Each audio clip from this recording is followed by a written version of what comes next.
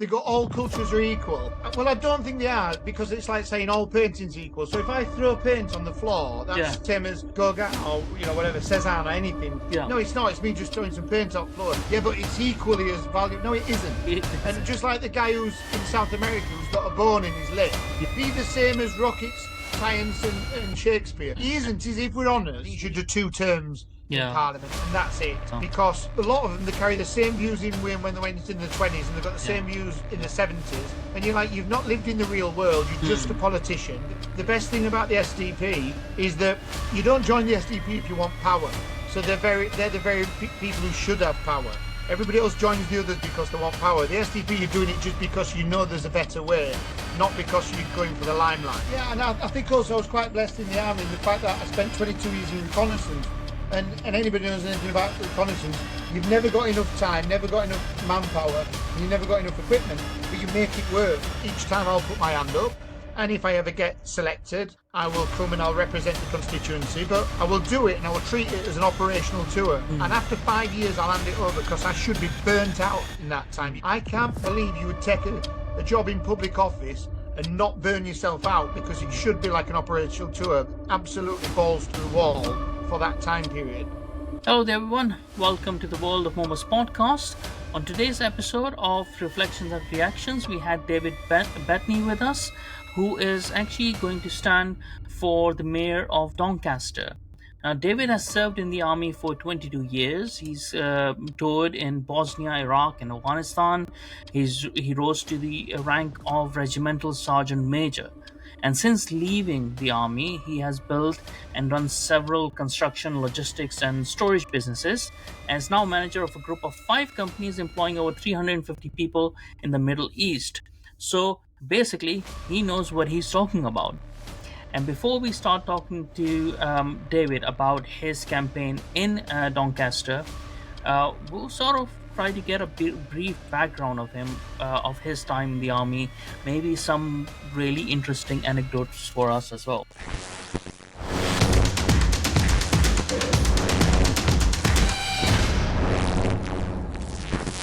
So, hi there, David.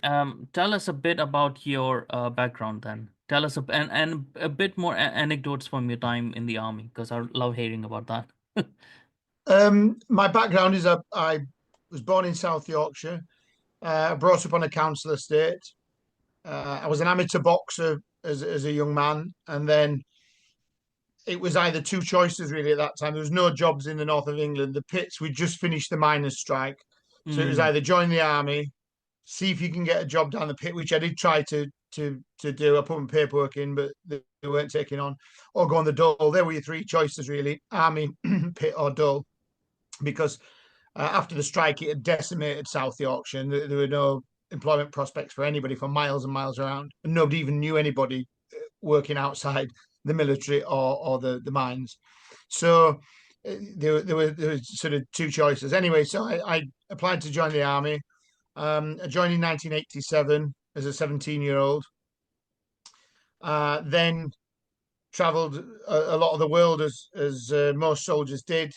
The first sort of deployment we did, which was a very easy tour at the time, was a United Nations tour to Cyprus, and that was, if you remember back to the 1970s, when the Turks and the Greeks went to war in Cyprus. When the war finished in the 70s, then there was a ceasefire line between these 2 sort of warring factions, and that's when Cyprus got cut in half. And then from then on up until sort of the late 90s, it was patrolled by the United Nations to stop the 2 sides coming together. And it was quite surreal, really, as your first tour. Not that it was kinetic or anything, there wasn't much firing at each other, but from the Greeks and the Turks side, sometimes the green zone was only sort of like 5-6 meters apart, and other times it was 3 miles apart, because it cut through towns and villages when they drew the map and they stopped the ceasefire. So sometimes you would drive through on your patrols, and there was a Turkish guy and a Greek guy, both pointing the rifles at each other 5 meters apart, and that's all they did all day, every day. It was you're like, calm down, lads. It's quite a while since the war, but that was the first operational tour we did, and that was an easy one. but it was quite surreal just that these people still wanted to fight each other, and the United Nations had to stay in between them for the best part of 20 odd years. Um, and then Bosnia came around, and that was quite different. I was there during the war in '94.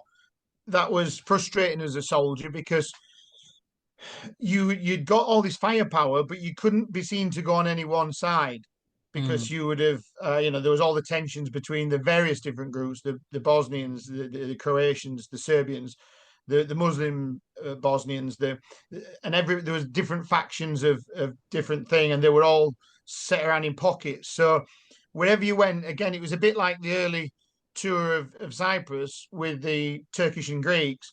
We were in everybody's way. They just wanted to fight each other. But this was while a war was still going on this time, rather than, and it was a bit preemptive by the military because we went in as peacekeepers while the war was on, and that's never a good idea because you can't keep the peace that's not there. So it was a very frustrating time as a soldier because people would take pot shots at us. We could only shoot back if we could really identify them, and everybody was just basically having their own private war while we were trying to get convoys through to get aid and things like that. But it was a real uh, difficult time, and obviously there was huge atrocities being caused on all sides. So I found it very and I don't know the right word to use really, but frustrating as a soldier because we couldn't stop things, and we had no teeth at that time. Luckily, about a year later, they changed it to I4, the implementation force, and then had a different set of orders, and then quickly the war came to an end because we could actually threaten anybody then and say, look, you're all going to do as you're told, and we'll sort it out from there. And so that's what happened, and that was sort of the end of the Bosnia War. But that went on for a few years, and each time you pick up more experience as you go along, and you work with different people and obviously civilians, and you see them at the worst and the best as well, like all humans on Earth. You get to see some of them at the very best and very worst in these environments. Um, and then later on, we obviously went to Iraq, which is something that I don't know any British soldier that's ever said that it was a good idea because it didn't make sense to us to go. There's no way you could combat bin Laden in Iraq when we and I've yet to see any proof that any weapons of mass destruction existed or any reason to actually attack Iraq. There are political ideas about Saddam Hussein talking about dropping the dollar for oil and stuff like that. Who knows? But as a soldier, we went anyway because wherever we go, that's our thing. Like a politician's supposed to do what you tell him if you vote him in, and a soldier's got to do whether he likes it or not. You just get on with it. You can't be political as a soldier. Um, and so Iraq was a very difficult time for everybody, including the Iraqis. More so after the war than during it, because during it was a bit like Blitzkrieg with Germany. It was lightning war. We caught the Iraqis on the back foot, and it was finished quite quick. But then when the insurgents came from all different countries, from Chechnya and everywhere else, then Iraq became a cauldron and boiling point for all sort of would-be terrorist freedom fighters in the world who decided to come to Iraq to sort of help the fight, as it were.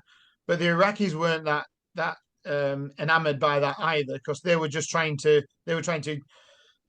lick the wounds and recover from what had been 30 years of a tyrant being in Mm. charge and find themselves really as people. And again, as you find with anybody that's in another country, as call it an invading army, but whatever, we were there to help the people, and that's what we generally did do. But you can see why the locals, like, they were friendly at first. Once the British forces had gone in, there were obviously some people split because some people had got relations in the Iraqi army and things like that. But the people were initially happy, but then they were like, right, it's over now, get out. Mm. And that would make sense. We would all feel like that if somebody came to our country, kicked out a tyrant. We'd say fantastic, but then we'd say go. But it's very difficult because who do you hand over to? Because everybody says I'll be in charge, and we're like, well, but are you a voice for the people?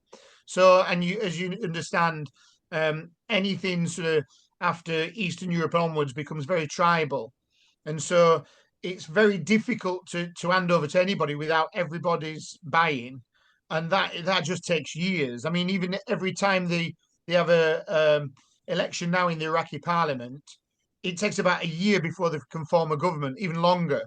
And you'd think all the political horse trading, all the chats would have happened before because they pretty much know how many seats they're going to get because it's pretty much tribal. You know, the Al Sada party gets so many seats, Al Hakim party gets so many seats.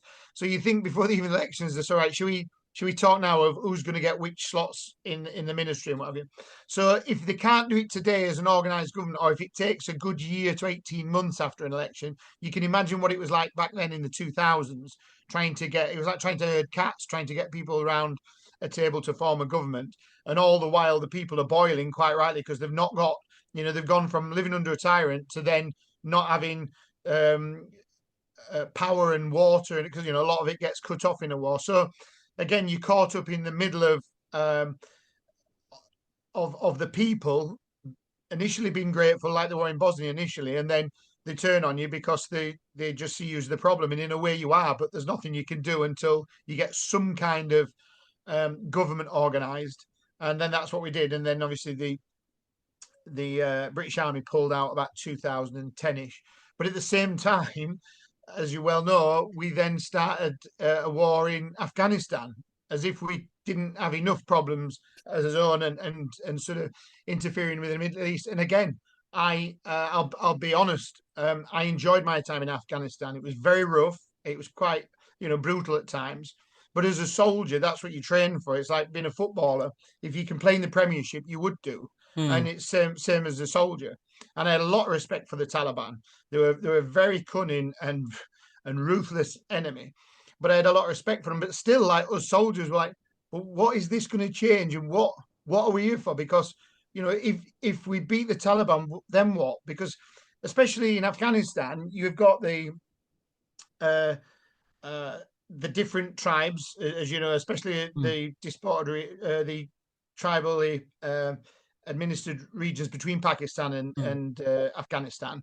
They're sort of their own enclave, their own sort of country, or they take some assistance and some guidance from Pakistan, some from Afghanistan, but they pretty much rule themselves, and both countries don't have much sway in that area. And so nobody had actually thought about what we could do, even if the Taliban went, because you're still then going to get, there's some still very hard line Islamists there, or even if they're just normal run of the mill people, their interpretation of Islam, from my experience, was a lot more strict than say the Iraqis, than the Arabs were. So again, it was I've still to find anybody that can give me a reason why we went, because we were told it was because some girls couldn't go to school. But why you then fight, battles across a land for the best part of 5 years because of that? And again, girls can or cannot go to school just the same anyway under Yeah, the it's under even the worse Taliban now. rule.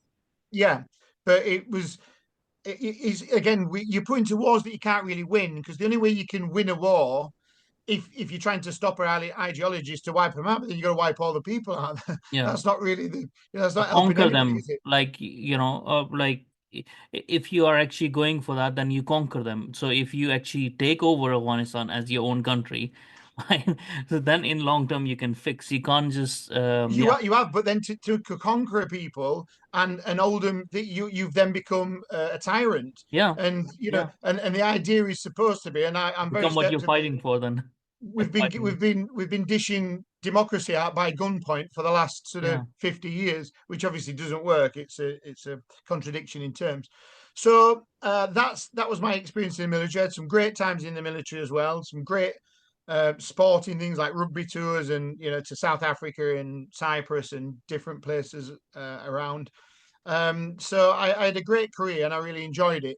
But yeah, the operational tours in the Middle East were difficult, and difficult to be in as a soldier, not because of the soldiering, and of course it was quite brutal at times, but just because you knew politically it didn't make a lot of sense. Mm, And one thing that does help a soldier is if you think you're on the side of right, like fighting Nazi Germany or something like mm, that, you whereas when you're not, you don't know whether you're right or wrong, but you know what you're doing is right because you're doing what you're told, and the people vote the government, and the government have told you. So in a democracy, that's how it's supposed to work, and we're happy with that. But yeah, it was a very enjoyable career, and I enjoyed my operational tours. And yeah, we obviously lost some people, and so did everybody. But yeah, I've got fond memories of my time in the army. But after that, I did 22 years because I'd um, spent a lot of the time in the Middle East, and the Middle East as a warrant officer as well. So you understand everything on the ground to everything, mm, sort of even to the geopolitics. You're a good um, sort of middleman because you have to understand what the general needs and you have to understand what the soldier needs as well. And so it was, and understanding the Middle East and uh, especially the Arabs in Iraq, a lot of us gravitated to that when we got out of the army for security initially in the security world because that's all we knew. mm, And we knew Iraq like the back of his hand, or Basra, for example. And so, who better than to start helping the energy companies uh, getting everything up and running than ex-soldiers from Britain, because mm, that had been compared to, like, the Americans had Baghdad. Some of them came down to Basra in the end when we were struggling for manpower, but for the first sort of whatever it was 5 6 years, it was just the Brits in Basra, and I think you'd got the Italians in like one little town. Everybody put some, but the British had the whole of Basra, which was a mm, big city. And so it was our bread and butter really. So then I was offered a job in the oil and gas industry, and I went out and took that. And then within that was in Kurdistan originally, and then down to Iraq itself. Um, and then I met up with some Arabs, and we got chatting, and we just decided to set a security company up. So it was quite good that um, the very people that, and literally the very people we'd been fighting a few years ago, because some of my best friends, I've got more Muslim friends than I have Christian friends because I've mm. lived that long in the Middle East. But some of my friends were the very people that were planting IEDs against us. And it sounds like sick, but we laugh about it now because we're both on the same side. But back then we were both given, you pick a side, you go with it. And so I'll not mention one of the guys. I'll not mention any of the names actually, but yeah. So it was really interesting to then set up businesses with the very people that you've been trying to kill, and they've been trying to kill you. But we got on great, and I really got on well with the Arabs. I understand them; they understand me, and sometimes not so much with my accent, but obviously we Mm. understand each other's personalities. And we've been working together now. We set a security company up. They already had a construction company, and then together we've set up a logistic company as well. So I'm the country manager of what they call the Iraq Star Group, and we have plenty of international clients, big logistics companies, big oil and gas companies, and also we do projects on our own as a group as well. So we're currently building 3 hotels in Basra and a logistic park near the Kuwait border. So yeah, it went from quite a lot initially. Sorry, went from quite small initially as a security guy to then speaking to the Arabs to then just getting like-minded people and saying, look, let's do something. So that's sort of where we are today. And I spent a lot of time in the Middle East. And you think, well, why have you got involved with Yeah. Doncaster? Because I'm quite fortunate because I've spent most of my time outside UK, apart from my leaves, obviously then Mm, going back to Yorkshire and my family. Um, I've always been able to look from Britain from the outside in, and have a sort of neutral perspective about what Britain does and what Britain says about other countries as well, and what the world says about each other.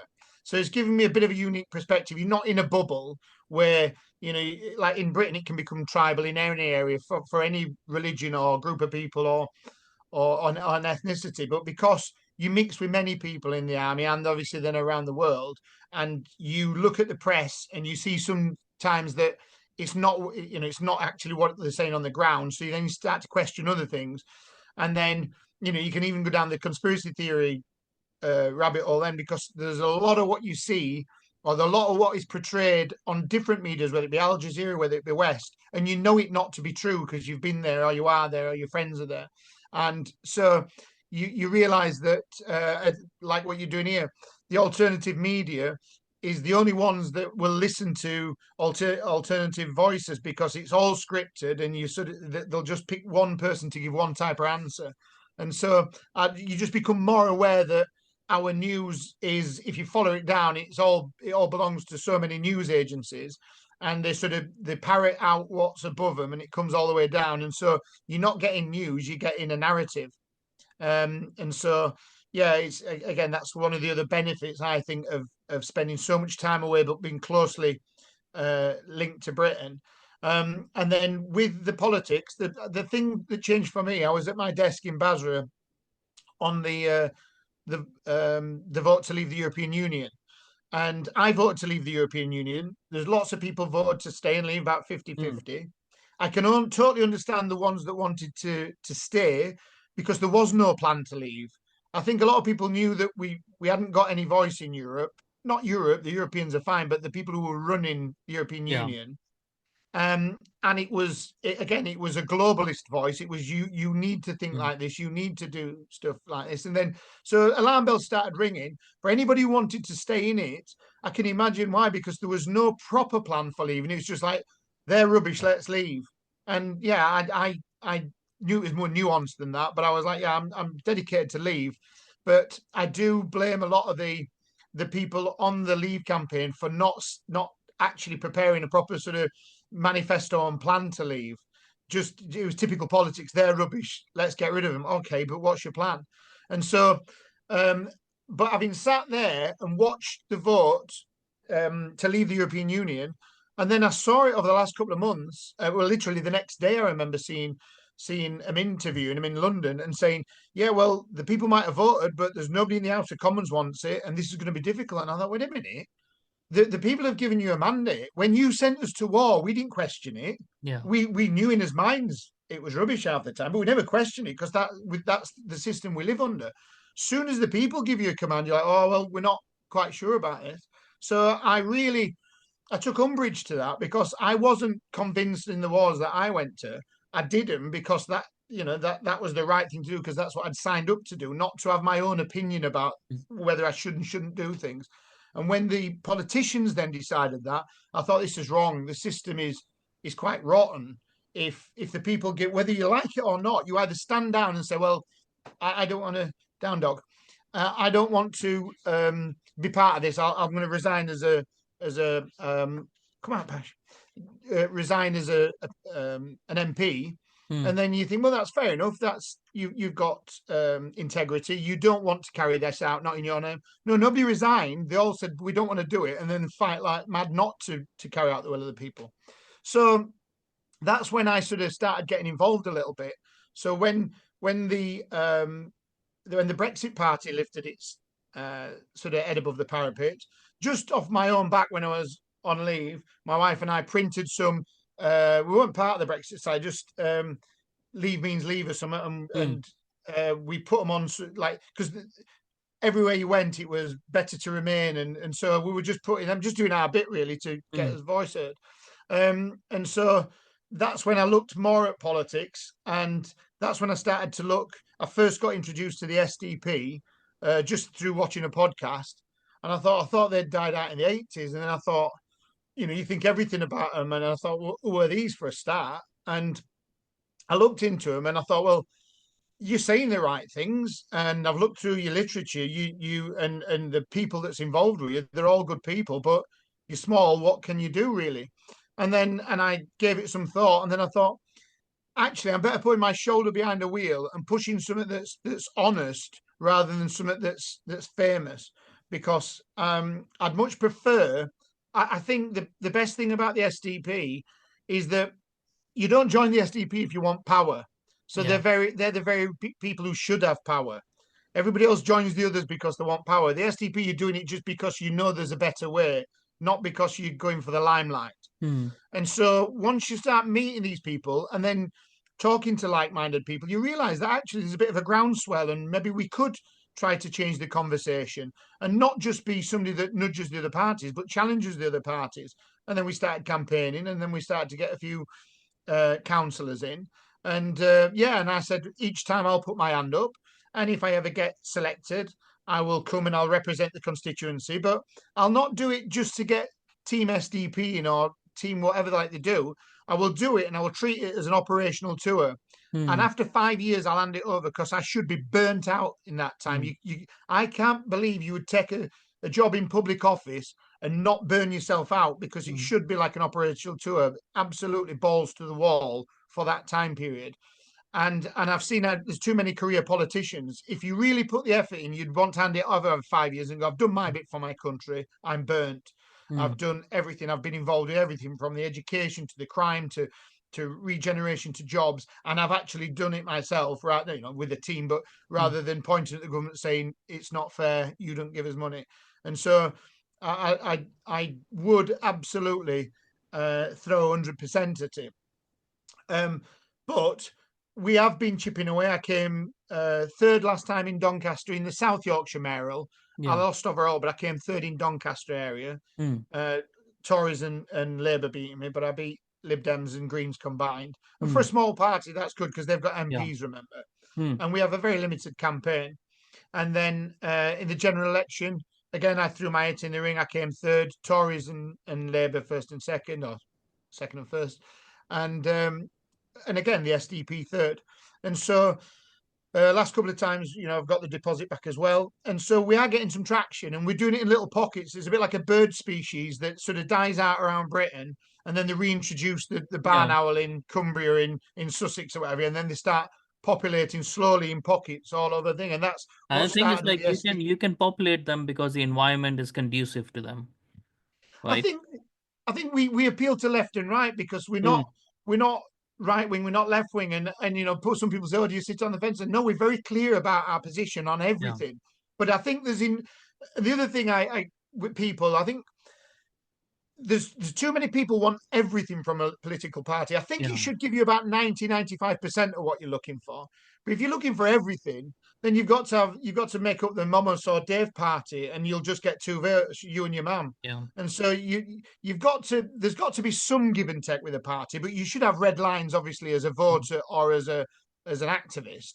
Yeah. But I found the SDP fit more than any other party. And the biggest thing to me is they said that they're honest and nice people, and they're not in it for the glory. So you know that if they ever do get glory, they deserve it. And as I said, that they'd be Hmm. right people to come in because they all want to do a great job, and they've spent a lot of time and a lot of Hmm. very well researched people putting their policies together and ideas of really how we could change Britain rather Yeah. than just like the other party saying change must be done. Yeah. I mean, we'll come on to that a bit more. Uh, there was something that I was listening to while you were talking about your tour in Iraq and Afghanistan later on.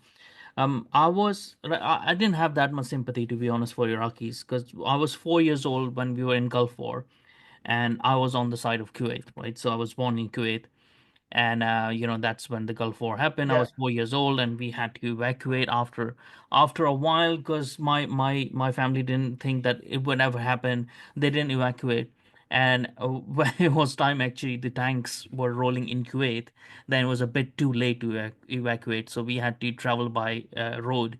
So we traveled all the way to Pakistan. It took us 2 months to we had to go back from Kuwait to Iraq, Iraq to Turkey, Turkey to Iran, and then Iran into Pakistan. So it was a mess, and then we came back after a year back to Kuwait, but we were very thankful at that time, and a lot of people were that Britain and America helped, and mainly America, like because that was the sense of like Yeah. America helped Kuwait, and then they had the soldiers over there, paid for and everything. So the feelings towards them were really good. But when this after the 9/11, when this attack on Iraq happened by the American and British forces, even the Kuwaitis turned because they were like, this was unnecessary. Yeah.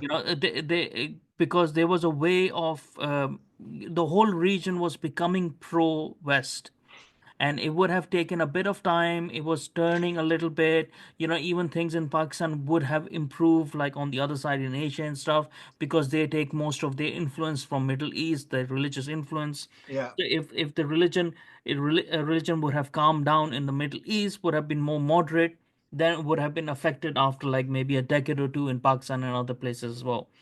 Yeah. So that's I personally, like in that time, I was I think so we were living in Pakistan at that time. Yeah, because it was after 15 and I had moved to Pakistan. I was like 15, 16 afterwards. um yeah, and that's when I myself like turned a bit anti-American, like not anti-American people but anti-American government, Yeah. because not because they were like I was the enemy of the West or something, but in a way that what are you doing? This is unnecessary. And I think so, like most of the people, even within the West, the other Muslims and stuff. I'm an ex-Muslim, so I can understand the other side of the things as well. But other Muslims as well, I think so. They turn more anti sort of West after that very incident. So in a way, I think so. Like I don't know what you think, but in a way, I think so. Blair has done more harm to Britain and the wider West than any other person has ever done, especially to Britain. By doing that, not only did he open the gates for mass immigration, he put in all his independent inquiry sort of like places like Ofcom and stuff like that, these places to take the power away from Parliament. But he also put us in a war which didn't need it to happen, and decades down the line we are now seeing the repercussions of it. And I think that Yeah. Go on. that guy is like he has done worse, and then on top of that he gets the highest honor by the king, and that's just a slap on the face, I think so. Yeah, I think it was one of uh, there's two ways. There's a great book and there's an abridged version podcast about 27 minutes, but I've got the book as well, and it's called Confessions of an Economic Hitman. Hmm. And if you haven't read it or if you haven't seen that clip, I'd go on YouTube and watch it because no conspiracy theory. He explains exactly what the model the blueprint was for South America and then what was for Iraq and everything else, and how the corporations were involved, Hmm. and then you can see how the corporations infiltrate governments at a very low level. You see in the World Hmm.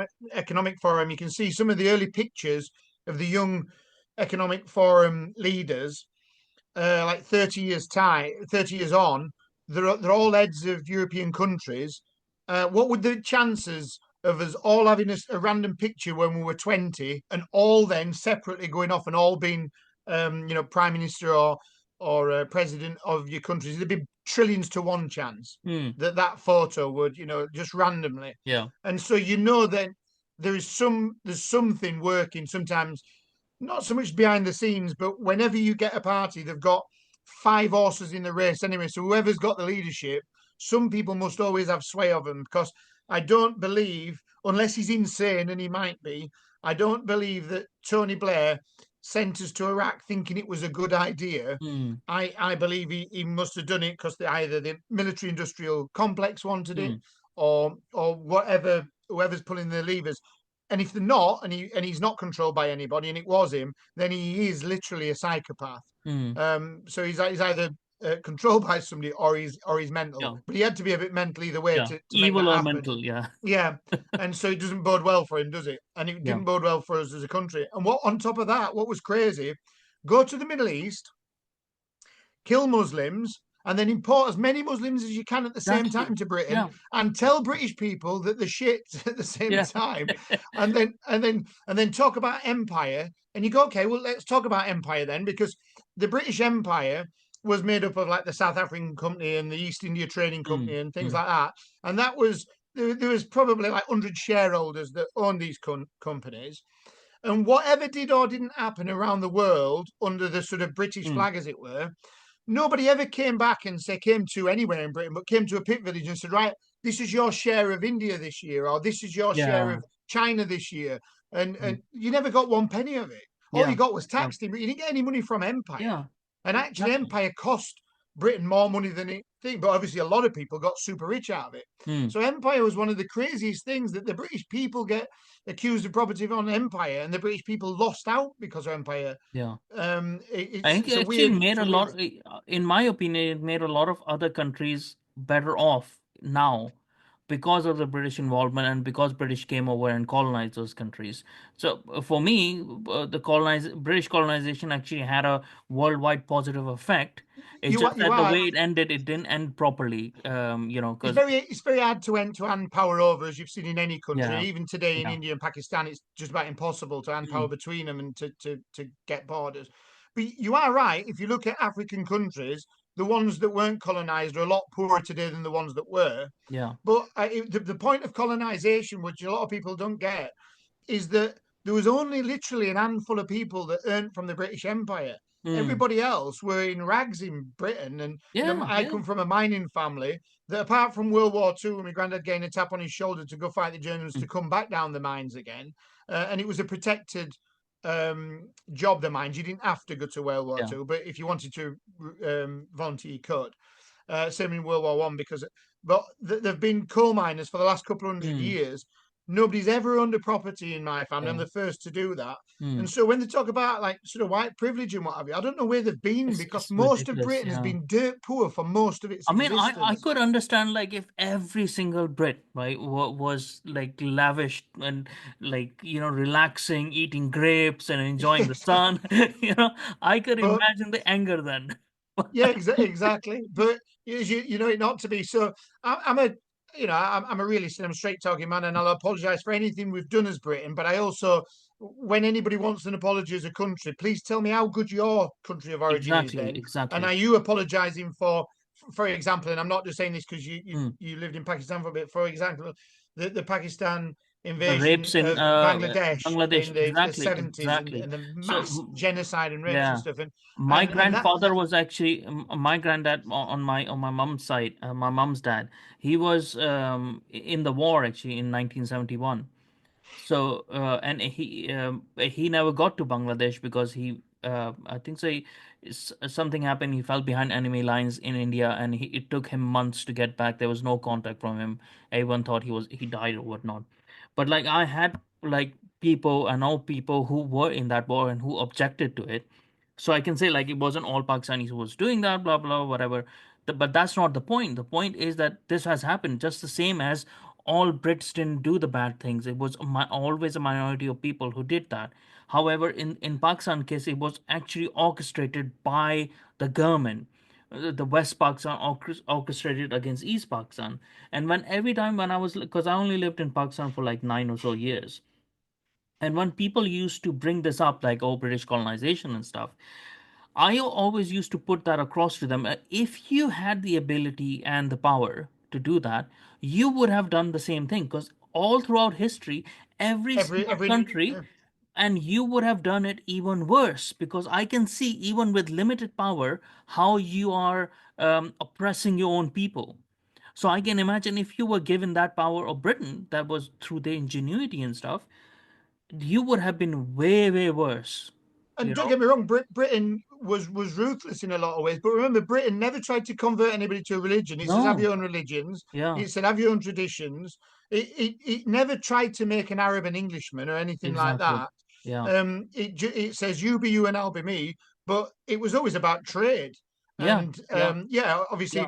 But remember, once it got intermingled, you've got a lot of Muslims and Hindus and everything, all part of the East India Company. So Mm. they're no different. When they said the British did this, the British would be like 10% and the locals would be 90%, but they were the British Army. But the British Army was run under the East India Company, and the Mm. East India Company was just a company. But Mm. because it comes under the word British, if you actually look at the fighters on most days, not many are pale like me. Most of them were, people from that Yeah. region.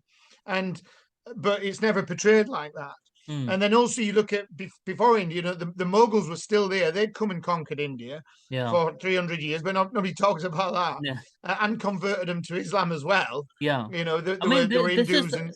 This is the thing that people don't understand, because with Islamic conquest and Islamic colonization, they actually ruined, like they took over the base culture of each country, right? And they put on Islam on top of them. That happened to Iran, that happened to Egypt, that happened to Algeria, that happened to Spain. When they did that, that's the same thing happened to India, right?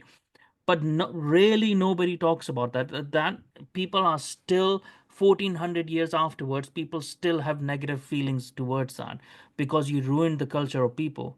When Britain came over, exactly like you said, it didn't do that. It didn't say like, okay, we're going to destroy your entire culture and now you're going to be British, you're only going to speak English, and you're going to have beans on toast and tea, and that's That would be cruel, mate. yeah. That'd be cruel to take away all the spices from India and give you beans Exactly. on toast. You Yeah. didn't deserve that. Yeah. But Um, I wanted to talk about like why, because you already told me why you joined SDP, and I wanted to talk about why it attracted me as well. Because I was talking with William Clouston. He came on my podcast when I started my podcast, having people on. I think so. He was the first guest or something, because I got talking to him, and and I got to talk about Margaret Thatcher, and how I said, like, I don't understand why people revere her. You can do that because she was a strong person, whatever, whatever.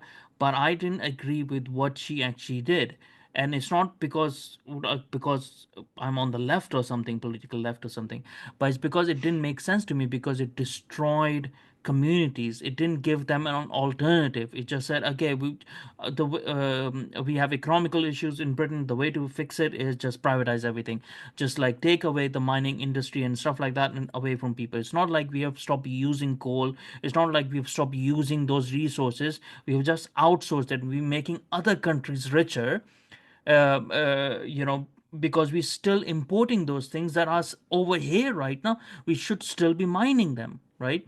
This is what I disagreed with, and I was like, uh, for the first time, I met a politician who agreed with that. Is that, and I was like, well, at least there's a person who's willing to be honest and stuff. And then I looked more into SDP, and then realized why he agreed with that, right? And this is what I found, like, after that I found what's happened in the political right and left in Britain is that both the right and left have like have false prophets as their idols, right? So the left with Tony Blairism, and even most of the liberal right is on Tony Blair. So he's the false prophet over there. And then you have the centrist rights as well, who are more Margaret Thatcher free trade people as well. Margaret Thatcher be like that. So they both haven't actually benefited us in the long term, and we need to move on from it. not at all. What you've got to remember, Britain is a product of the internal war between Labour and Conservative, not a Mm, product of looking at Britain and how we could be a 21st century, not a superpower, but holding his own and doing the best for our people. All that the Going back to the Thatcher thing, I was one of the few people in the 80s in South Yorkshire until she'd crushed the pits that mm, actually admired her, because when the Argentinians came to take the Falkland Islands, mm. that was you could tell, well, it's nearer to them than it was to us. Yeah, Fine, but we'd all stake these things out when nobody had them in the world. yeah. So when you had a piece of land and if there was nobody on it and you Mm, put your flag on it, that was yours, and it had been a whaling station. There yeah. was only like one or two people had ever been there, Mm, and we'd had lots of these little islands and we gave them back to other countries. And remember, it's a long way from Argentina as well. mm. But it was a point of principle, that one, and Yeah, there were only a few couple of hundred English speaking yeah. people on the island. No, nobody spoke Spanish, Mm, but they needed it for a political boost because the yeah, the, yeah. the president was not doing well in the polls, and he was like, right, and that's what we need to do. We need to kick the Brits out. Like, Mm, they've got far bigger problems to deal with, inflation or yeah. what have you, but they decided to pick a war, and they nearly got away with it because it was a long way from us. We Mm, weren't prepared at all, and we were an hair's breadth away from getting our asses handed to us. It yeah. was only through some backdoor deals that we stopped the Exocet missile codes going, Mm, because when they were using them, they were hitting us every time. They were sinking ships like that. We were mm, about one ship away from losing the war at that point, mm. because we were it was too everything about it was rushed. All the wrong things were on the wrong Yeah. ships. You know, one and all the helicopters had gone, and it was just credit to the guys on the ground. They had nothing. They had no fire support and everything, and they just fought World War One style until they took the ground. But that's going on the tactical side of it. But obviously, there's the politics side as well. But so because she showed resilience and said, "Look, enough's enough. Stop Yeah. the world. Are Yeah. all we once were powerful. I get we're not anymore. Mm. That's fine. It's like being a prize fighter and being old. You're not going to be able Mm. to be as hard as you are when you walk in the pub these days. But you don't expect everybody to keep smacking you on the head every time you Mm. walk in pub. And that's pretty much what it was with Argentinians. And she just went, enough. I'm not having it. So it gave us a sense of pride because remember, Yeah. after Yeah. World War II, we might have been on the winning side of World War II. We might have been the only ones that stayed in it for the full stint. But we were bankrupt after World War II and Mm. we were exhausted as a country. And then after that, with the debacle of Aden and other things, and Andy in Africa back and India and all the rest of it, Mm. all we were on the back foot, being Yeah. told we shit constantly, and having no money for his own people or anybody in Mm. Empire either. Mm. And so that was the first bit where she went, enough's enough. Mm. You know, you're taking the piss now because you're after the Falklands for no other reason than you say you can. You know, you Mm. didn't need it for anything. So I admired her backbone, Mm. and I admired the fact that she you know gave what I grew up to expect as the British spirit. You know, the fair Mm. play thing. If you Yeah. push me, then I will push back harder. But you're doing it for the wrong reason. So Mm. I thought it was fantastic. Then the miners' strike came along, and let's not put all the blame on Thatcher on the miners' strike. Mm. Remember, a lot of the unions uh, had got very left-wing people in them, you know, bordering Oh, on yeah. Yeah. communist, Yeah. socialist. Yeah. They're Marxists, most of them. Yeah. Yeah, exactly. And their thing was always to bring the government down because it'll start Mm. again perfect, just Yeah. like it has in every country where you've done it. And all that happens is Yeah. millions of body piles up, whether it's China, Yeah. whether it was Russia, you know, with the gulags and what have you. It's been proved time and time again that Marxism, Mm. socialism is a really dangerous experiment that only ends one way Mm. in mass bodies. But it was driven more from jealousy than love Mm. of your common man to like Yeah. you know, a rising tide will lift all boats and you know, let's all earn good money. No, it was basically about being jealous of ones who had money, so Mm. to smash the system. And so Thatcher found it difficult because Labour obviously got all its money and support through unions, Yeah. and they're like mini gangsters. They're mini, you Mm. know, it employs people on really good salaries who didn't do a lot. Some of them dug out blind for the Mm. workers, but a lot of them were just on the payroll, and they never wanted to give that up. So she wanted to take power from the unions. They didn't want to give it up. Labour didn't want to give it up because it was their power to get votes. Mm. So in the Labour Tory civil war that they've always had, you know, the separate sides, but it's obviously the same country. They're happy to tear the country apart just to try and get some of their Mm. people in it each time. So I didn't object to Margaret Thatcher coming down hard on the unions. And fair play to the unions. When Yeah. my grandfathers and their fathers worked down the mines, there weren't even mine rescue teams. They needed unions just to try and get them some pay if they'd broke Mm. their leg and stuff. You know, this was not big. You know, we want a 3-day working week and all the Yeah. shit that Yeah. started coming from the It's actually the 1780s stuff that they needed. Yeah. they really needed. And Mm. there's some really harrowing stories of some of the mines that you read, the conditions, and the fact that they couldn't get paid even after a week's work because they just eat dust and not coal, and it's not their fault. But you know, the kids are starving. They got nothing anyway. So unions, absolute blessing to the working class. Mm. By the end of the sort of 70s and 80s, they'd become antagonistic towards doing business and actually Mm. doing things right because it was all about the unions and power rather than the Yeah. men. And so her idea was, I'll break the unions. The unions' idea, well, we'll break the government by stopping everything, we're stopping Mm. coal, and all that you did is she ended up breaking the unions, but over the backs of the miners' families. Yeah. And that was cruel because there was Yeah. people, unless you lived in a miners' family in the 80s, there was no money, not because you couldn't claim dole or whatever, remember, you're on Mm. strike. Mm. And nobody had any job other than the pits. And Mm. anybody who did have a job, just like in the corner shop or something, Mm. only relied on the pits being open. Yeah. So nobody had a job. There was no money in the area whatsoever and no way of getting it. People were getting food parcels from Russia. Mm.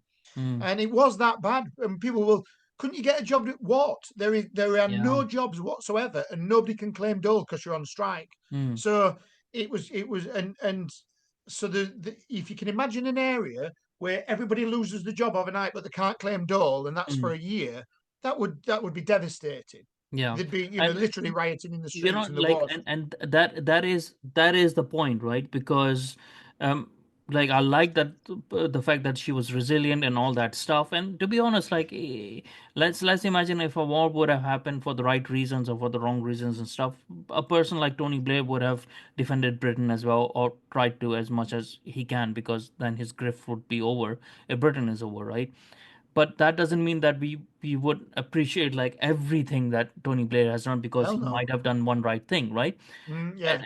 And this is why I find it so annoying when you see like new Kemi Badenoch, and she would try to emulate, oh, she's the new Margaret Thatcher and stuff. It's like, well, you guys haven't learned the lessons then. You guys haven't No. learned the lessons, but why we are still experiencing the problems in all over the old mining towns because of this reason. They have become, like, they have become really bad areas where crime is rife and stuff. Other people have come in, these Pakistani, most of the wrong type of Pakistani families have come in and stuff, and they're creating gangs, not even families and stuff, whatever crime has come in. Albanians have come in. All these opportunist bad faith actors have come in and ruined those areas. And it's not as if, like, because these metropolitan people don't understand the sense of place and time, and place and connection with people, and the lands and stuff. They in their head, it's like, oh, why don't they just move to London, or why don't they just move to a good city and stuff? Like, it doesn't work like that. People It's have crazy roots. with liberals because whichever country they go to, they fawn over their. So if they go to Bali or Thailand, they go, oh, the people, the older this and the Yeah, lovely, but you've got to be their respectful traditions because and it's their cultures. lands and it was Yeah, their ancestors' lands. And then yeah, they come back to England, they go, I don't know why they're being like that. They're all little Englanders. And you're like, yeah, you love people to have their own culture. yeah, If Britain says, can we have a bit of a culture? Or just remember some of the traditions from the past. And then they go, no, you're a bigot. And you yeah, go, this is crazy. The very people that the liberals that criticize you for having any love for your country love everybody else's country and love the fact yeah, that those people in it love their own country. And yeah. so it's a weird This is thing to. exactly the thing that I try to explain to people when they say, "Oh, why you as an immigrant, want the British for the British, and all that stuff, and want their culture and values back."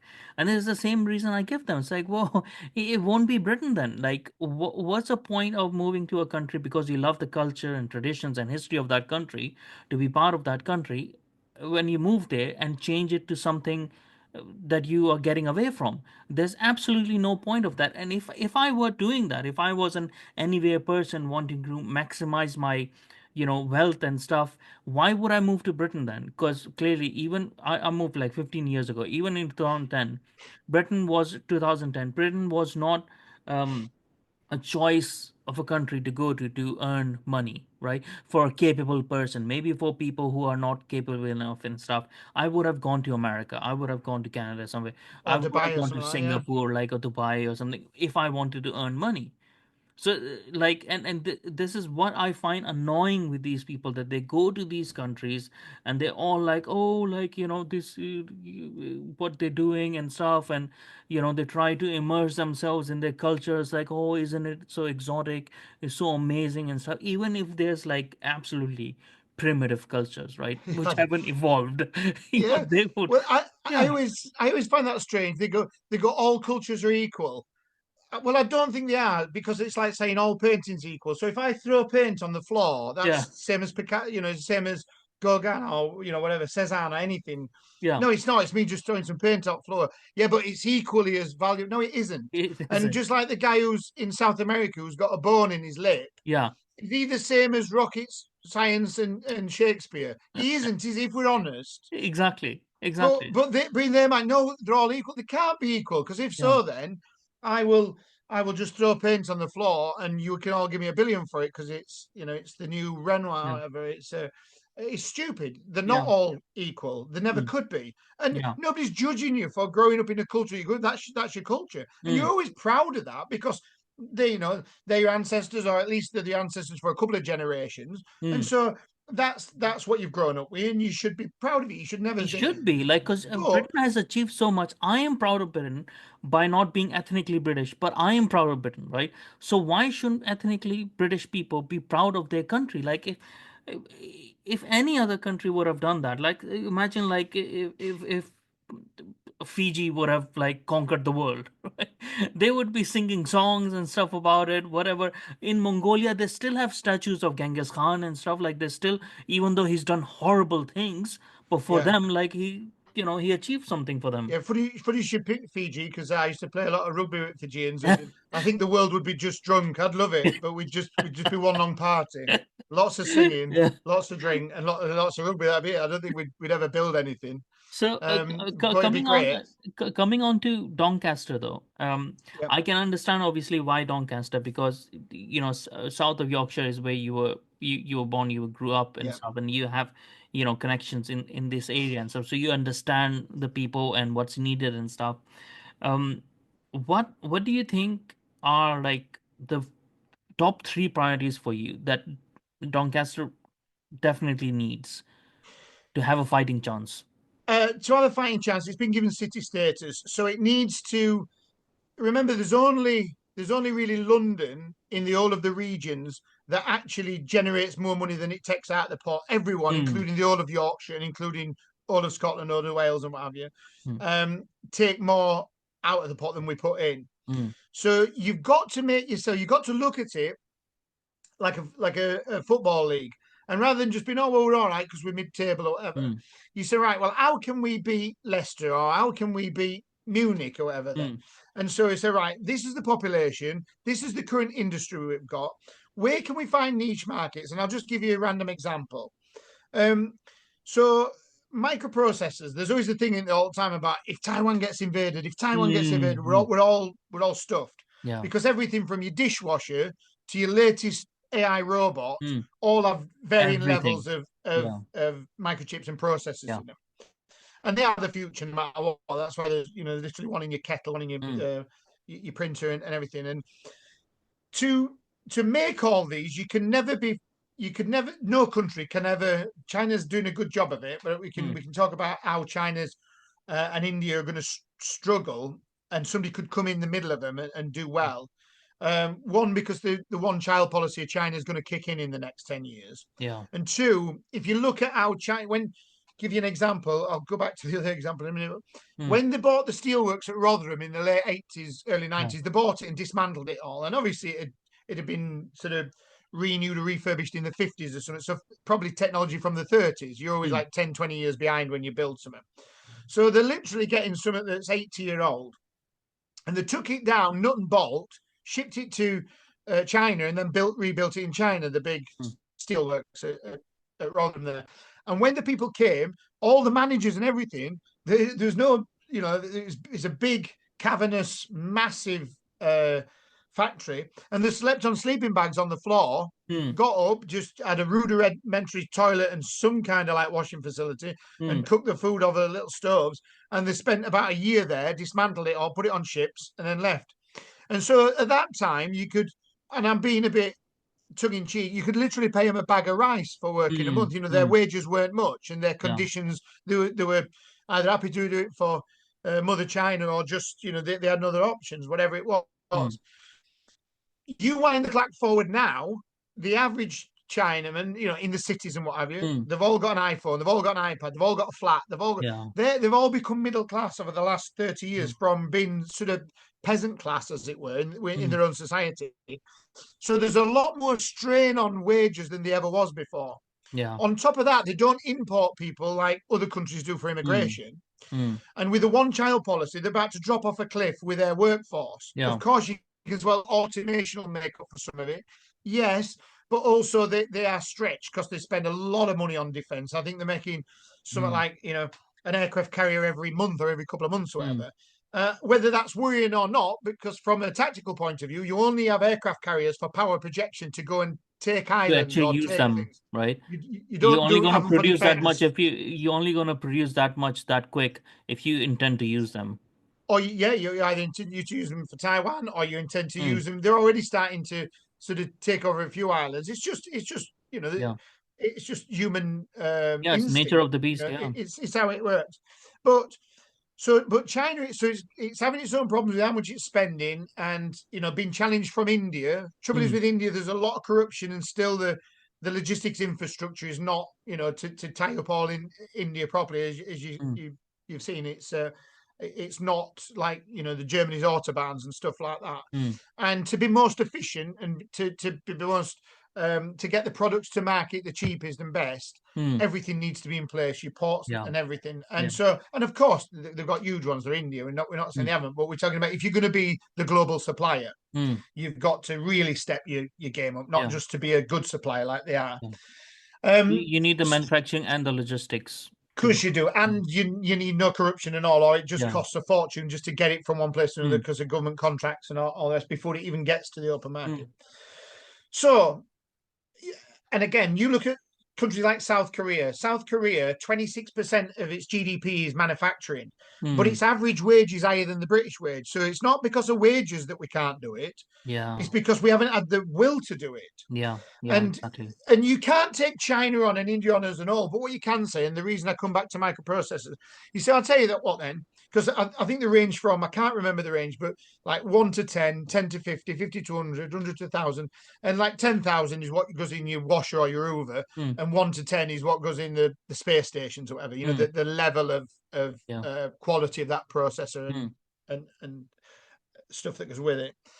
But what you can see is, right, Doncaster, for example, and it doesn't have to be processors. I'm just giving you an mm. example. We're going to make the processors between 50 and 100 or whatever. And Yeah. we're going to laser target our thing for that. So where do we get the resources from that? Because China and India get most of the resources from Africa and South America. They Mm, don't have them on site.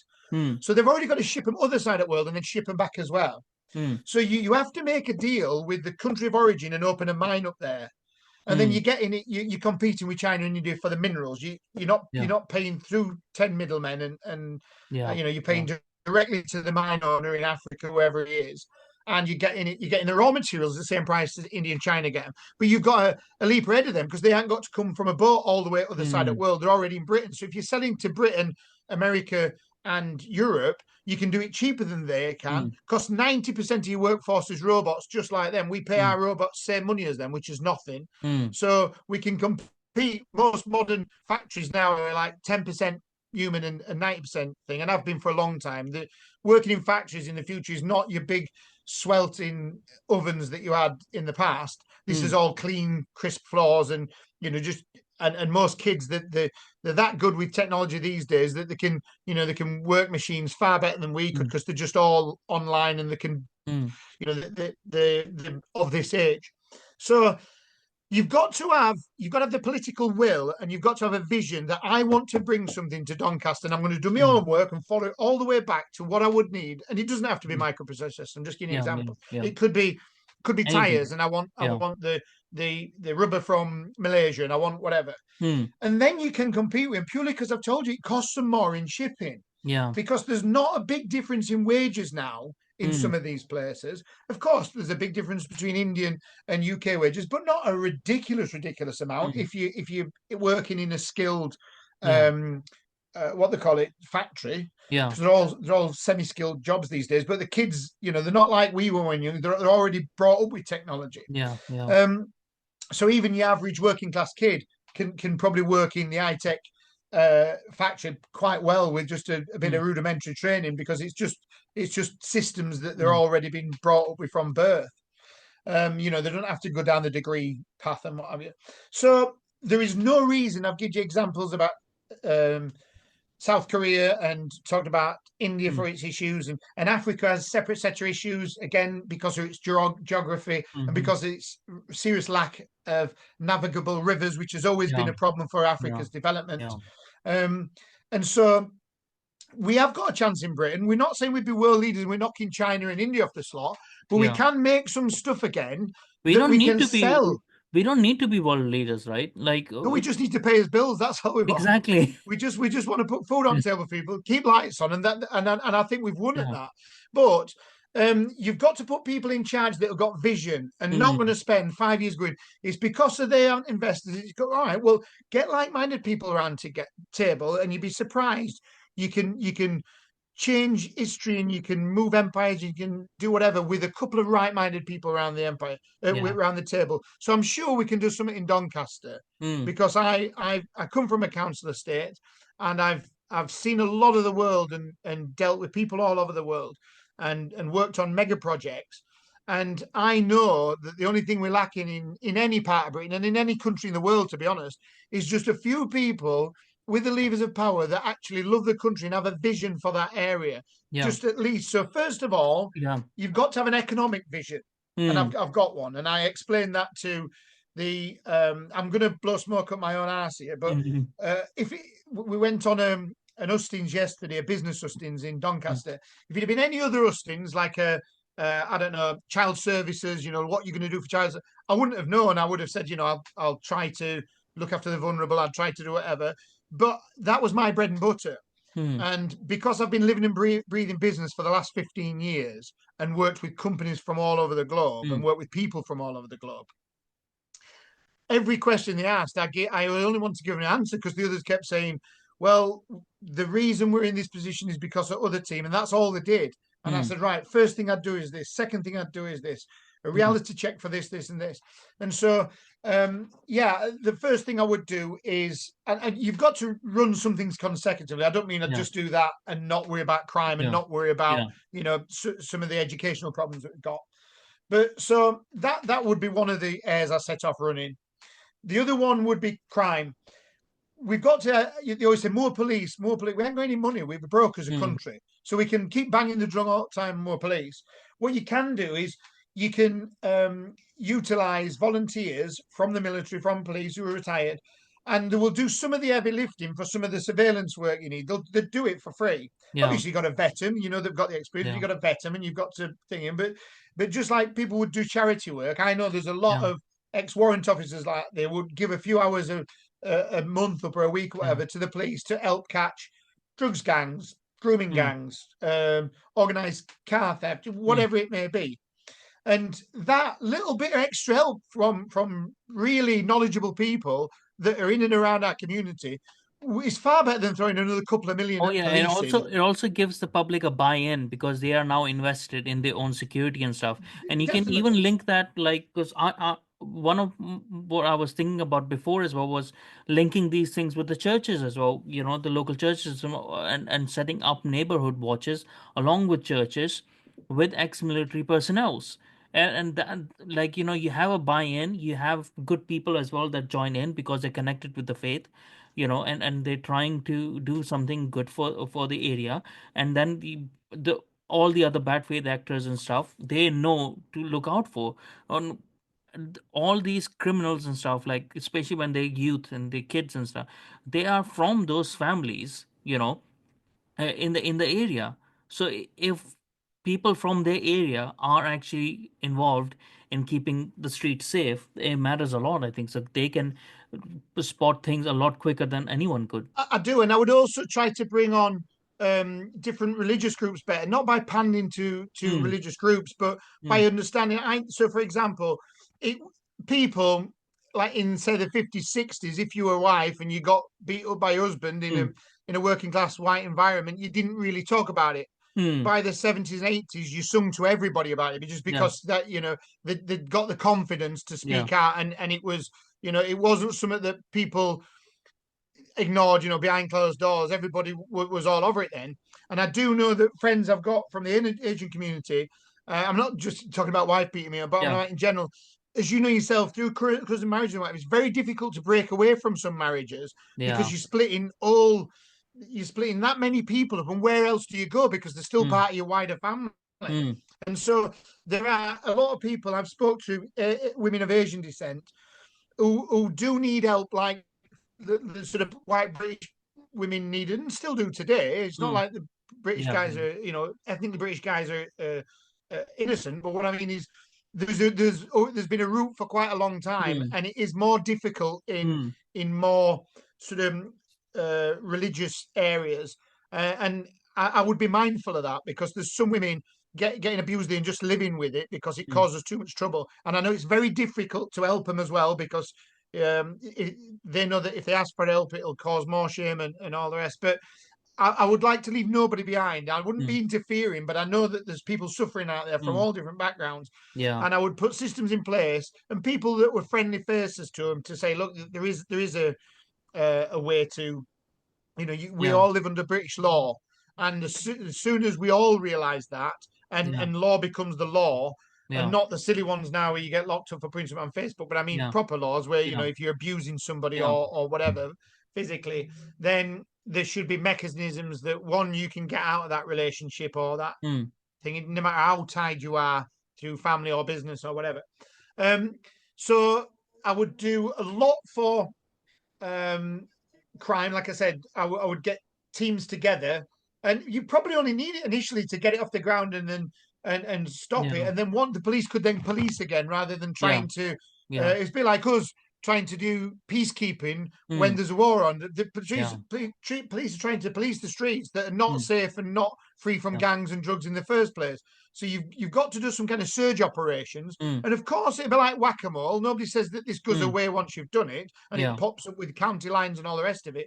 But there's a lot more you can do to make it harder and safer and drive them more underground, mm, just so at least it's not coming out and manifesting itself in knife crime on the streets and mm, kids dying and that sort of thing and people yeah, feeling unsafe. I'm not saying you'll ever get rid of drugs and gambling, but you can definitely make it so they don't want to put their head above the parapet, and they exactly, do the business yeah, without hurting the average sort of innocent mm, bystander.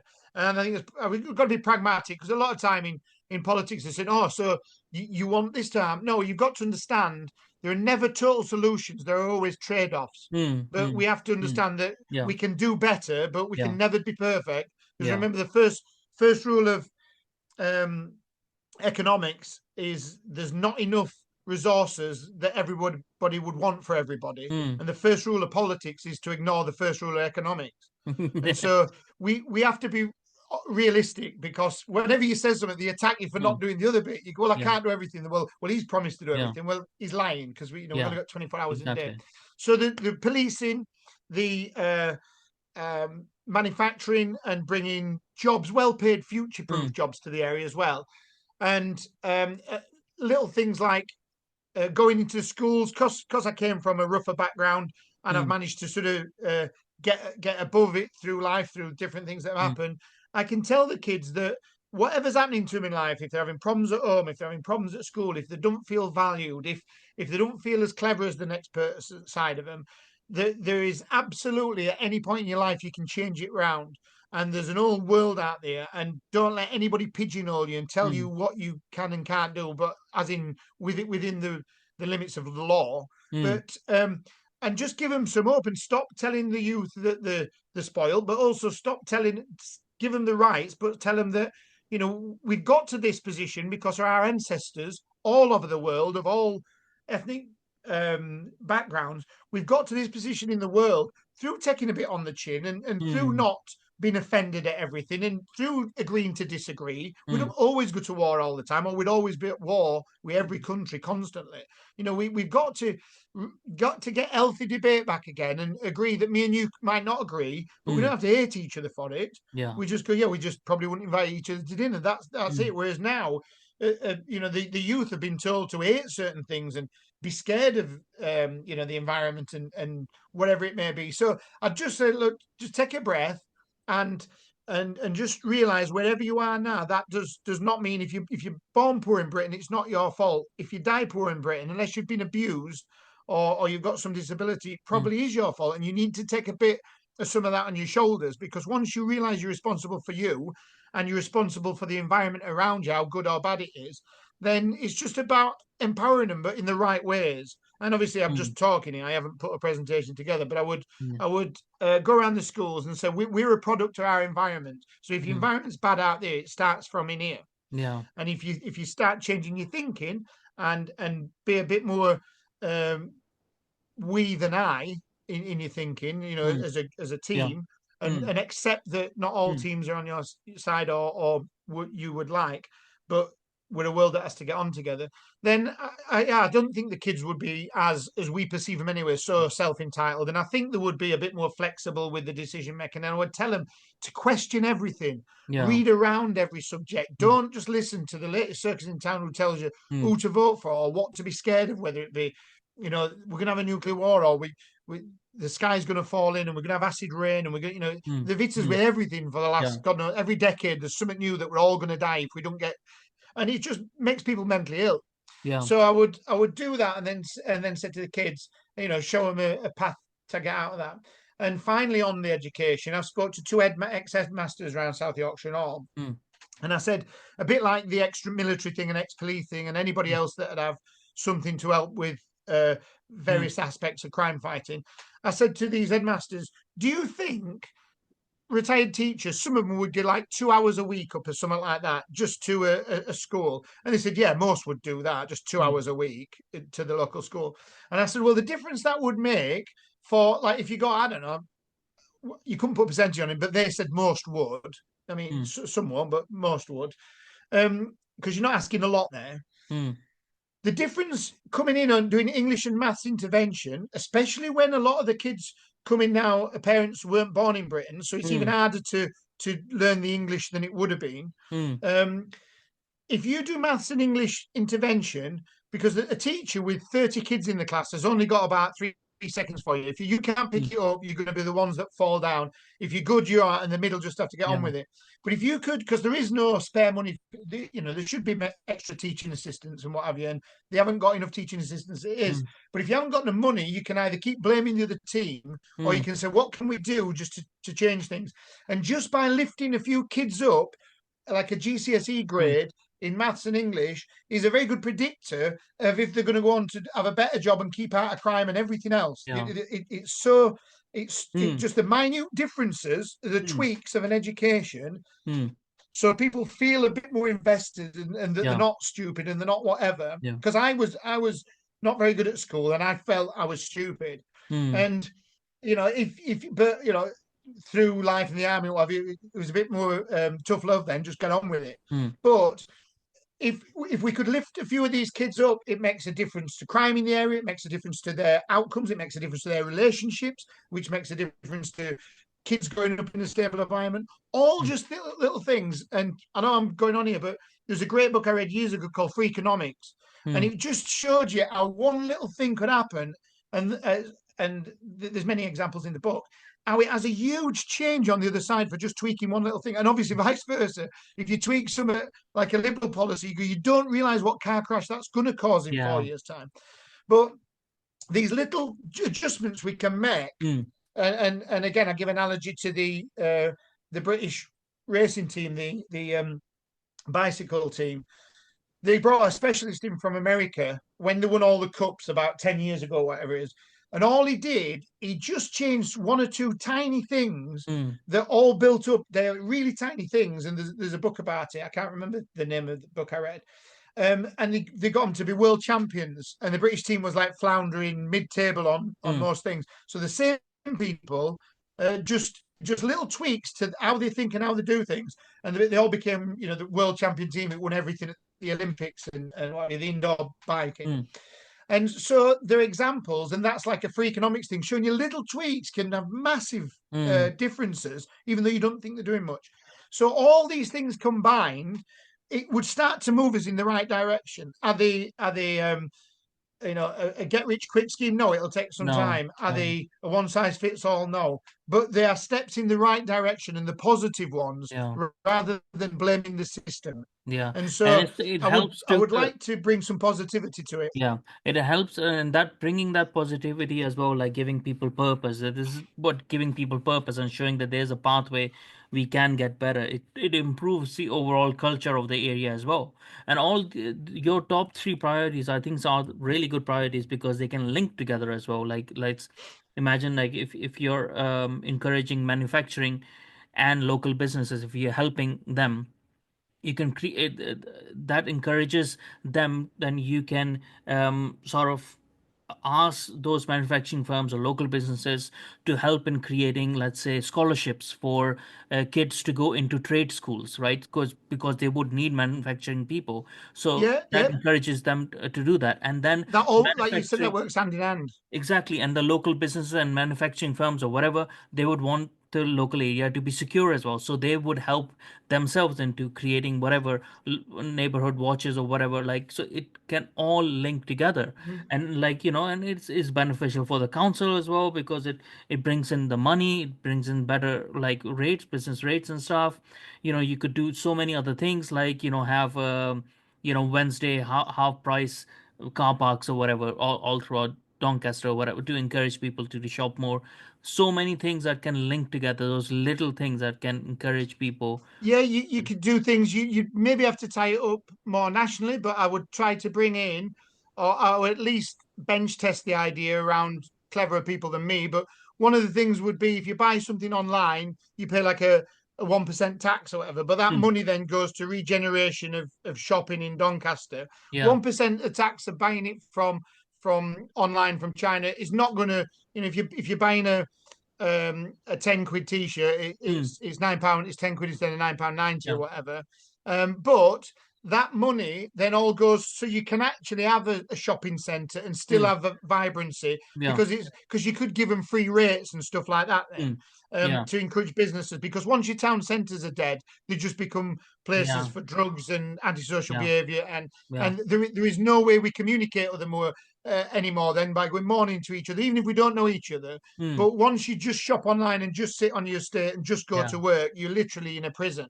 Yeah. So to get like you said, you can do the parking things, you can look at ways to generate income. But I think an online tax, because then people go, well, I'm not paying 1% a year online, then going to town, it's free Mm, parking, and the shops are, they should be good prices, but at least you can feel and touch the stuff and see mm, whether the colour matches, and then go, actually, there's still reasons to go shopping and always will be.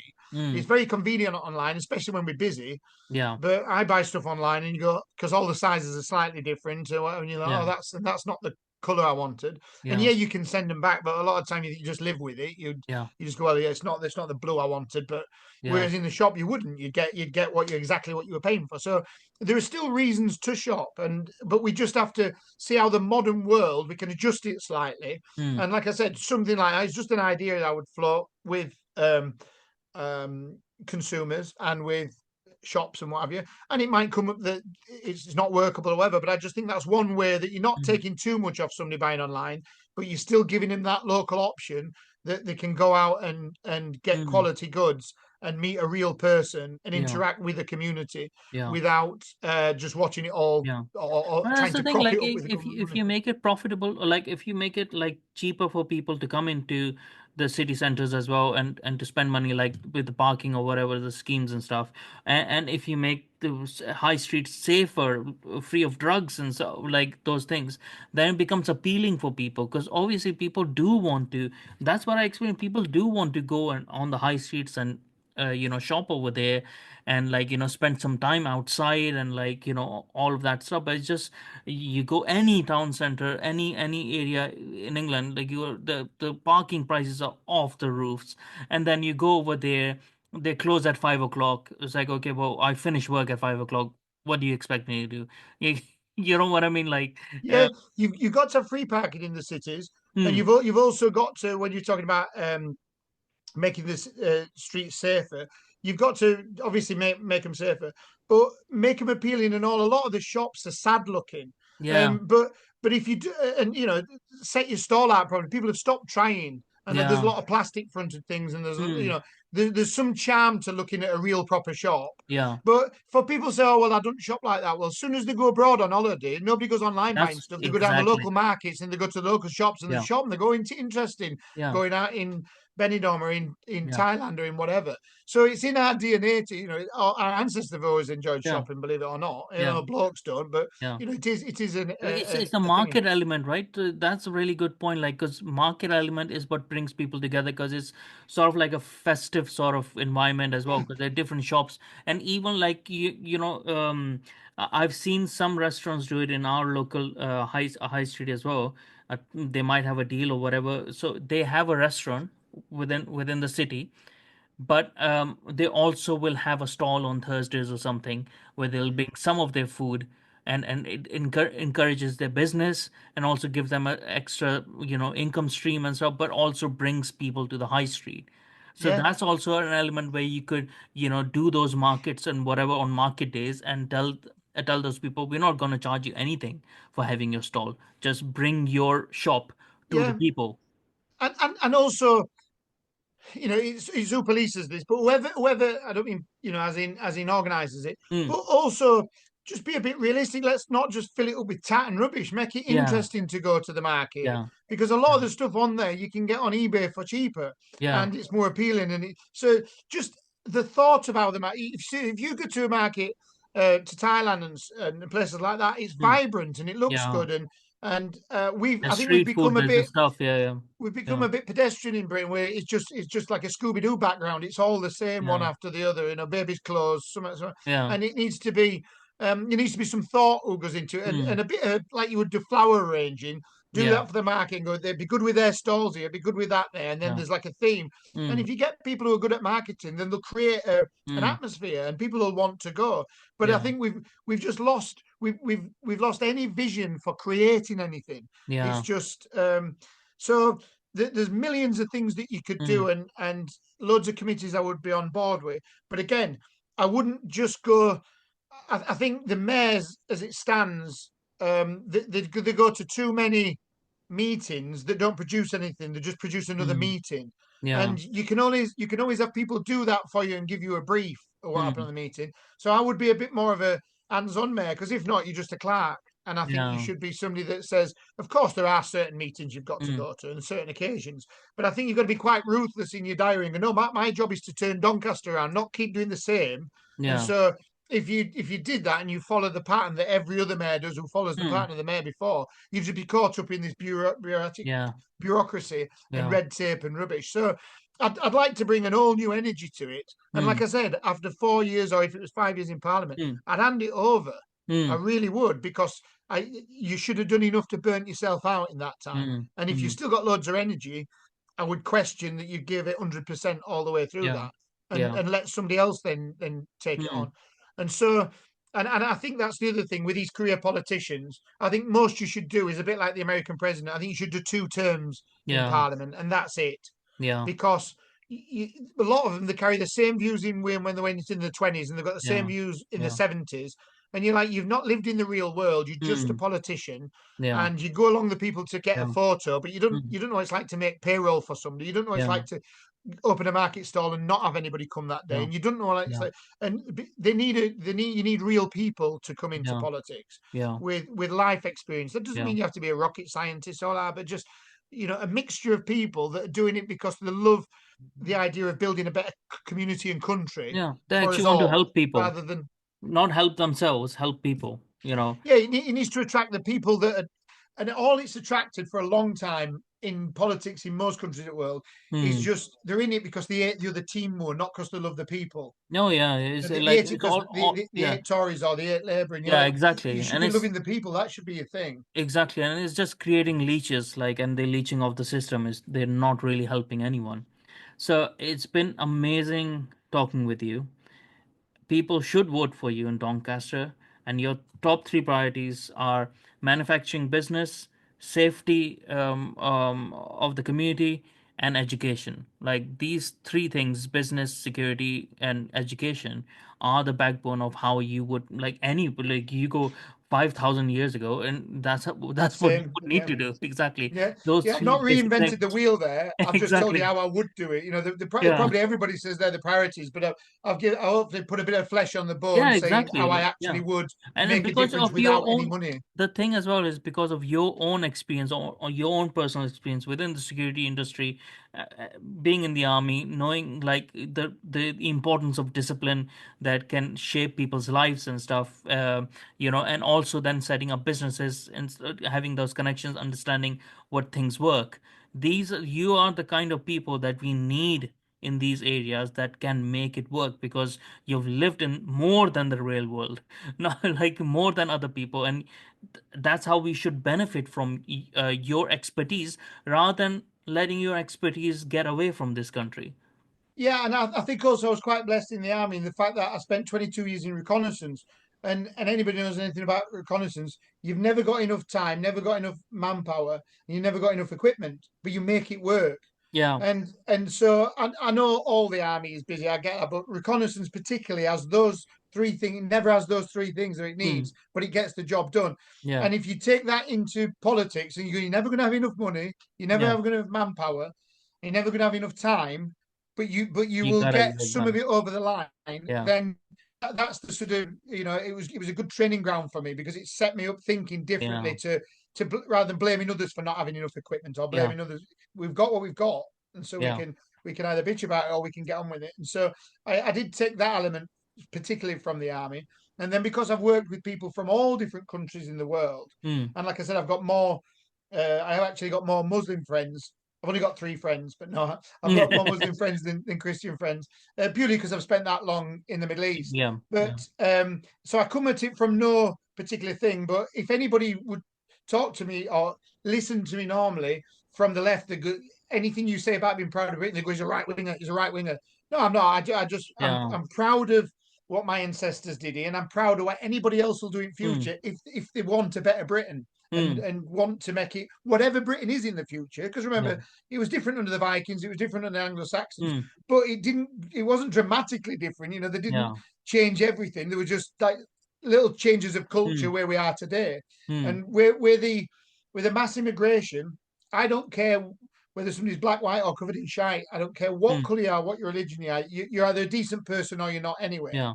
But I do think if we keep celebrating our differences and Mm. keep putting down what is like the host nation majority population, Yeah. I just think that ends badly eventually, Yeah. For because everyone, one it side ends badly feels for like they're everyone. being persecuted and other feels like they deserve to Mm. persecute them.